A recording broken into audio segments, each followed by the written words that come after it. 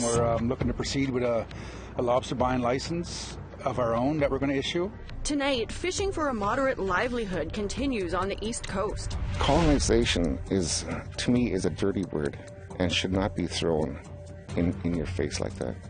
Changing the name of Colonization Road in rural Manitoba. Food feeds your spirit, and you're acknowledging that meat, that moose, that rice, that plant that you have in your tea. And a Thunder Bay project hopes to use food as a reconciliation tool.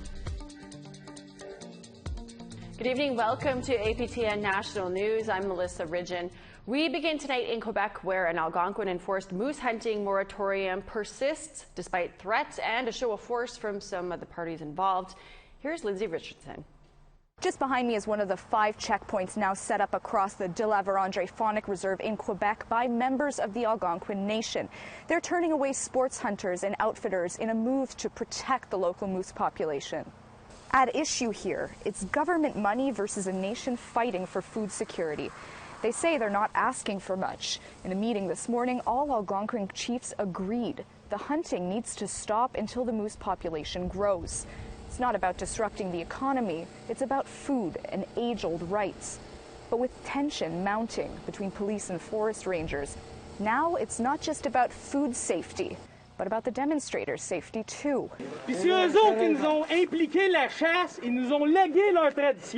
Gun hunting was supposed to begin today. When provincial police waved cars past access points leading into the bush, a convoy of angry hunters blocked a stretch of Highway 117, demanding that provincial police take action and dismantle what they say are illegal camps. They left after 2.5 hours of negotiation with provincial police officers, but the conflict is not resolved. Hunting season continues into early October, and as long as the moose numbers continue to go down, the Algonquins say they'll be keeping their checkpoints up. I'm Lindsay Richardson, and I'll have more on this coming up on APTN National News. Thanks for that, Lindsay. It's been 1 week since Shebaganagidig Mi'kmaq Nation launched a moderate livelihood fishery management plan. Now, the next phase is of developing a plan to sell those lobsters that they catch. Angel Moore reports from Saulnerville Wharf. Shebaganagidig First Nation is calling on provincial and federal governments to recognize their right to sell their catch of the moderate livelihood fishery. The Mi'kmaq fishers have been fishing for 1 week, but Canada says any catch outside the commercial fishery is illegal to sell. Today, Chief Sack said the Mi'kmaq have the right to trade and sell. We're looking to proceed with a lobster buying license of our own that we're going to issue. And that we're looking for them to change the legislation and any acts that they may have to comply with our right, and for them to uphold our right to do so. Today, the waters have been quiet for the Mi'kmaq lobster fishermen. Commercial lobster boats are down at Meteghan Wharf. Joel Camo, president of the Maritime Fishermen's Union Local 9, agrees the Mi'kmaq have the right to fish, and commercial fishermen are ready to resolve the issue. I educated myself, and so has many other fishermen. So I think we are in a better place. But I think I would invite the Mi'kmaq and the commercial fishery somehow to get together, and we need to work together in a common interest. Negotiations will continue next week when Chief Sack will meet with Minister Jordan and the DFO. Meanwhile, more supporters are expected here this weekend, and moderate livelihood fishing continues. Angel Moore, APTN National News, Saulnerville Wharf. Thanks, Angel. During question period today at the House of Commons, NDP MP Leah Gazan raised the issue of children in care, specifically how there was nothing in Wednesday's throne speech addressing the tens of thousands of Indigenous children who are in child welfare care across this country. Gazan said it's time to adhere to the Canadian Human Rights Tribunal's ruling to end discrimination towards First Nation children that sees them overrepresented in the system. Cindy Blackstock said there was an opportunity for Canada to acknowledge its own systemic discriminations towards First Nations kids and fix it. They didn't. Spending over 13 years fighting human rights decisions shows racism is in Canada's DNA. My question is, when will this government start upholding their domestic and international legal obligations and make sure all people on Turtle Island can live with human rights and dignity. The Honourable Parliamentary Secretary. Thank you. And I think the member has raised a very important issue, and I was very pleased to see in the speech from the throne that we will be introducing legislation before the end of the year to implement the UN Declaration on the Rights of Indigenous People. As cases rise across the country, the Prime Minister is putting his face back out on the COVID-19 message.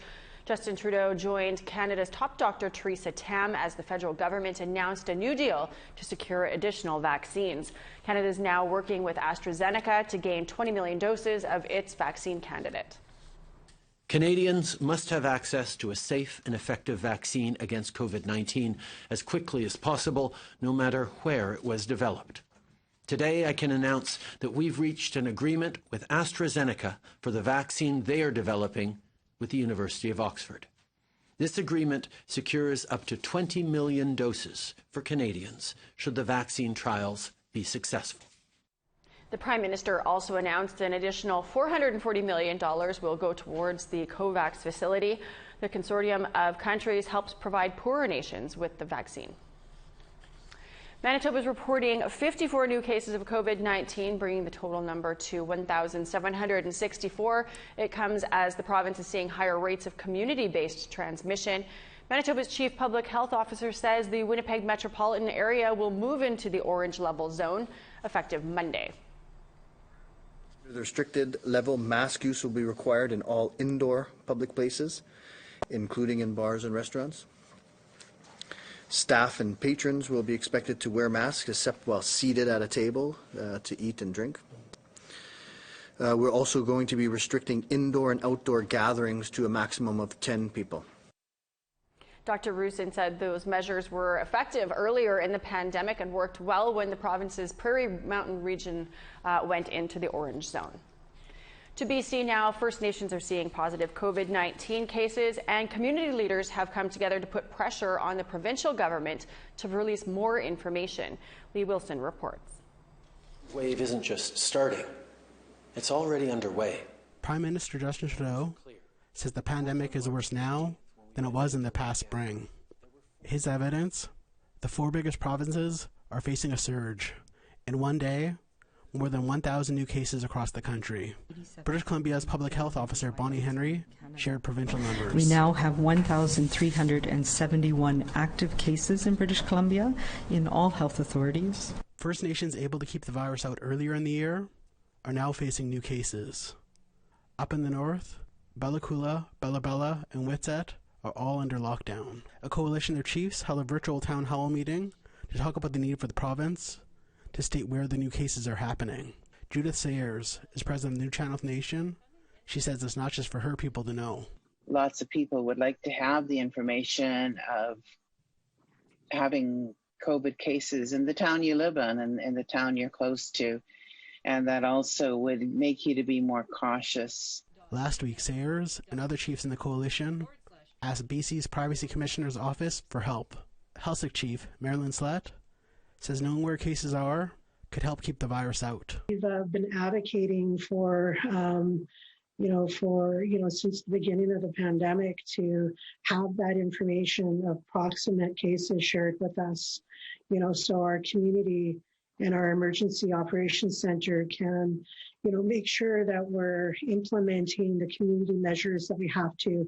Chief Health Officer Henry says her department shares the same concern as the chiefs. We have been meeting regularly with the coastal First Nations around these very legitimate concerns that they have, and absolutely acknowledge that they are doing their best and what they believe is important to protect their communities. But so far, there is no word on where COVID-19 cases are turning up. This virus, is going to be around for a while before a vaccine is out and treatment is there. So what we do has to, protect us now, and it has to be sustainable into the future. So Chief Slett says their coalition was organized to protect their elders, knowledge holders, vulnerable population from the virus. And they're going to keep putting pressure on the government to release information about where the virus is. Lee Wilson, APTN National News, Kitimat. Slowly over the past decade or so, colonization road names across the country have been replaced. The latest is here in Manitoba. We'll tell you all about that after the break. First, here's a look at tomorrow's weather forecast. Off to the east coast, we've got sunshine and 16 in St. John's, 25 and sunny in Fredericton. Cartwright 10 and mostly sunny, rain in Nain and 9 degrees. Saint Jovite 22 and sunshine, 24 and sunny for Montreal. Sault Ste. Marie and North Bay, some showers and 20 degrees there. 19s for Sioux Lookout and Thunder Bay. Rain, though, in Sioux Lookout and sunshine in Thunder Bay. 15 and sunshine for Thompson. 20 in God's Lake and sunny skies. 20 and some showers for Winnipeg and Brandon. Only some sunshine for Regina. 18 degrees. 18 for Yorkton and Estevan, but showers. 11 and showers for Buffalo Narrows. 9 with a mix of sun and cloud for Uranium City.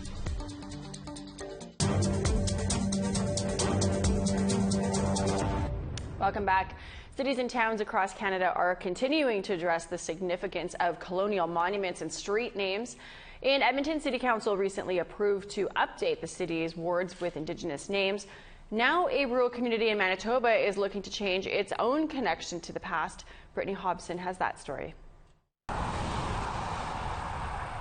The drive from Broken Head Ojibwe Nation to Winnipeg is approximately 70 kilometers or 1 hour.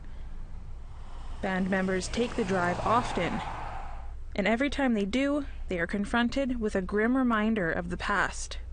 Colonization Road is not too far outside the community. Colonization is, to me, is a dirty word and should not be thrown in your face like that.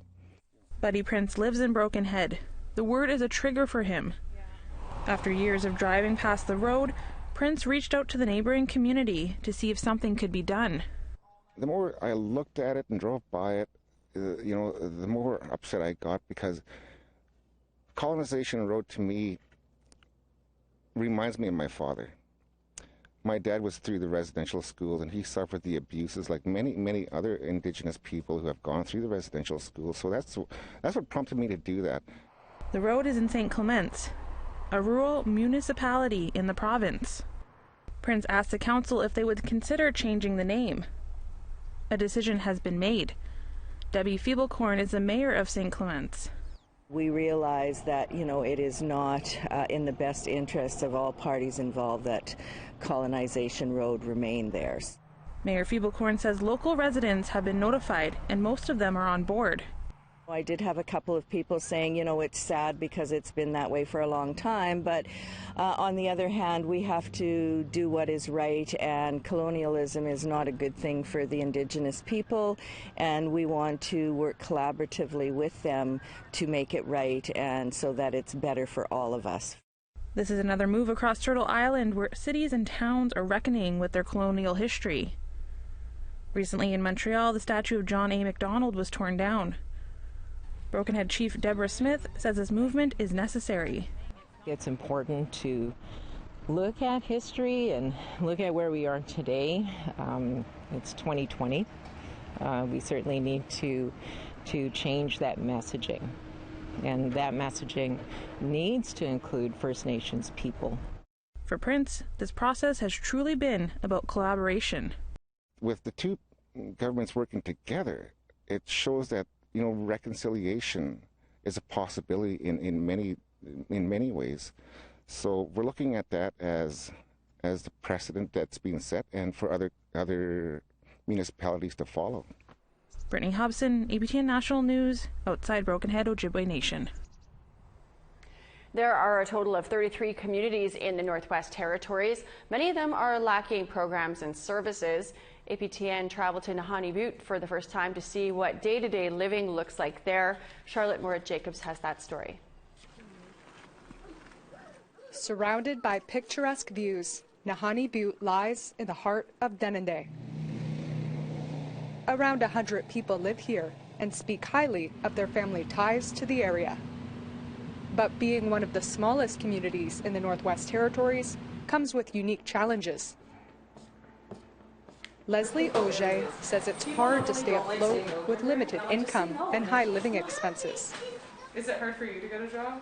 Yeah, just no childcare either. I mean, I'll work for like a month and then I won't have a babysitter, so I'm always ending up having to quit. It's been really hard to live here in the summer because of isolation and stuff. So it's expensive, extremely expensive. They always sell Pampers here, and even when we do have to go out to get it, I think it's like $50 a box. Navigating fly-in supports for her mental health is cumbersome. Having to rely on planes and stuff for medication is not good, especially with, I mean, the elders and stuff here that need medication sometimes, like if they need it right away. Last year, the Center for the Study of Living Standards, a national nonprofit research organization, released a data set highlighting Nahanni Butte's lack of infrastructure. Out of 236 remote communities across Canada, Nahanni Butte ranks second last for the quality of infrastructure. The report points to several factors. 1 in 5 houses here need repairs. All power comes from diesel generators, and their fresh water arrives by truck. Ruby Betsaka wants to see improvements in education options. Pretty much everyone, almost everyone here is a dropout. If my cousins do someday go to school here, I would like them to learn better than I did, because different teachers, different methods, and it was very, very confusing. So I hope that it's not like that for them, and that there's a bit more to offer. The local school only teaches up to grade 10. After that, students are shipped out to Fort Simpson, a neighboring community, but it's also isolated during breakup and freeze-up seasons. When I went to Fort Simpson, it was really different for me, being around people that I don't know and didn't have any friends. Betsaka is currently in grade 12, but she left school in January after she was severely bullied. She's not sure if she'll go back. Her brother Nathan says the quality of life for local youth suffer. It's pretty difficult. Some people tried for a house here. Some are still waiting. He plans to move south, get an education, and come back home to build some of that infrastructure.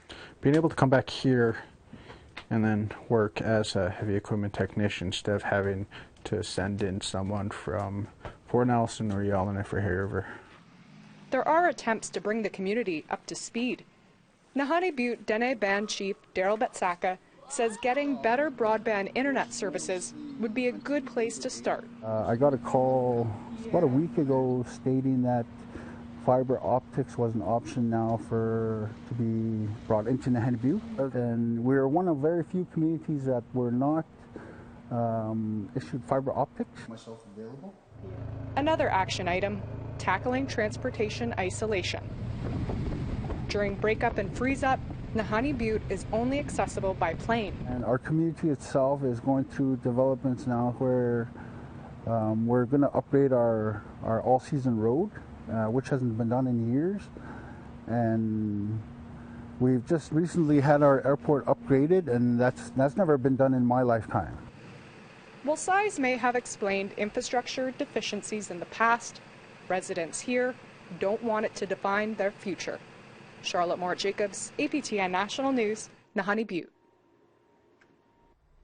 A healing garden and food security. We've got those stories coming up after the break. And here's a look at the rest of tomorrow's weather forecast for the west and the north.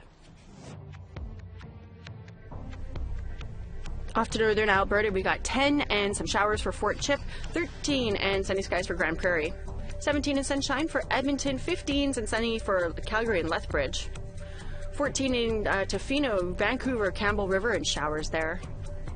Prince Rupert, showers in 14, Dease Lake 11 and looks like some cloud with some rain. Whitehorse, sunshine 12 degrees, Old Crow, mix of sun and cloud and 3. Wrigley 11 and sunny, Watee, some showers and 9 degrees. Fort McPherson 6 and showers, 8s for Paulatuck and Colville Lake. Baker Lake 7 degrees and a mix of sun and cloud. Whale Cove and Arvey at 6 and cloud. Igloolik 0 and some snow. Joe Haven 2 and cloudy skies. Tallyoak -2, mix of sun and cloud.